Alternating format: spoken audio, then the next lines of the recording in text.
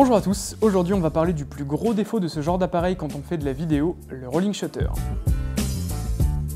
Alors le rolling shutter, ou obturateur déroulant en français, c'est cet effet qui déforme l'image quand il y a des mouvements rapides de la caméra ou des sujets que vous êtes en train de filmer.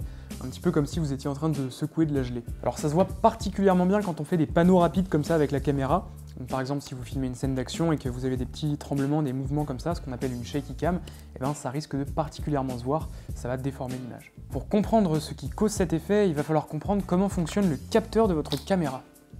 Pour faire simple, chaque image capturée par votre caméra est scannée de haut en bas. Ce scan de haut en bas, il n'est pas instantané, du coup, le haut de l'image sera capturé légèrement avant le bas de l'image. Donc si vous filmez quelque chose en mouvement comme une voiture ou quelqu'un qui court par exemple, eh ben il aura le temps de se déplacer un petit peu entre le début de la capture de l'image et la fin, et ça pour chaque image qui compose votre vidéo. Donc logiquement, plus ce quelque chose bouge vite, et plus il y aura de déformation. Sur des hélices d'avion par exemple, ça donne un effet carrément bluffant.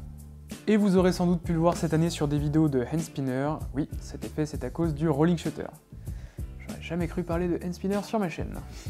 Tiens, et tant qu'on y est, c'est aussi à cause du rolling shutter que le scintillement prend l'apparence qu'on lui connaît, c'est-à-dire voilà, des lignes noires qui se déplacent verticalement sur la vidéo. C'est parce que les lumières ont le temps de clignoter plusieurs fois en un seul passage du rolling shutter, et si vous ne voyez pas de quoi je parle, eh ben il est temps d'aller voir l'épisode précédent.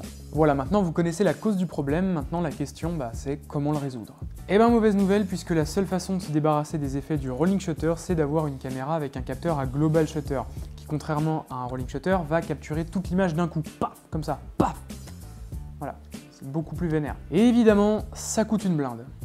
Genre une bonne grosse blinde, quoi. Bon, les moins chers, ça tourne autour de 1000 € pour certaines caméras Blackmagic, mais ça peut vraiment monter très haut. Par exemple, dans les 80 000 € pour une petite Red Weapon Monstro 8K. Et bon voilà, après ces caméras-là, c'est pas vraiment fait pour faire du YouTube. Bon, si comme moi vous n'avez pas les moyens de vous acheter une bonne caméra 4K à global shutter comme la Canon C200 à 7000 balles, dites-vous qu'on peut au moins essayer de camoufler les effets de déformation du rolling shutter. Sur Adobe Premiere Pro, il existe un effet qui s'appelle réparation obturateur déroulant et qui va permettre d'atténuer légèrement les effets du rolling shutter. Alors ça marche plus ou moins bien selon les plans et le type de mouvement, mais en général ça marche plutôt pas mal pour les plans panoramiques comme ça. Bon voilà, cet effet il permet d'arranger légèrement les choses, mais il va pas transformer votre rolling shutter en global shutter, faut pas rêver. Alors le deuxième conseil que je peux vous donner pour essayer de camoufler les déformations, c'est de filmer à un shutter speed assez lent pour avoir du flou de mouvement, comme un 50e de seconde par exemple. Alors attention, ça va pas atténuer les déformations, mais ça va les rendre moins apparentes, parce que les objets en mouvement seront floutés, et donc voilà, ce sera moins saute aux yeux.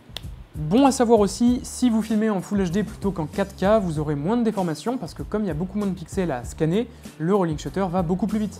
Ah oui, mais ça c'est les petits conseils gratuits comme ça. Mais ça part tout seul. Oui. Alors attention, la vitesse du rolling shutter n'est pas la même d'une caméra à une autre. Par exemple, le GH5 qui est en train de me filmer se débrouille plutôt pas mal. En tout cas vachement mieux que son concurrent chez Sony, l'Alpha 7S II, qui aura des déformations vachement plus prononcées.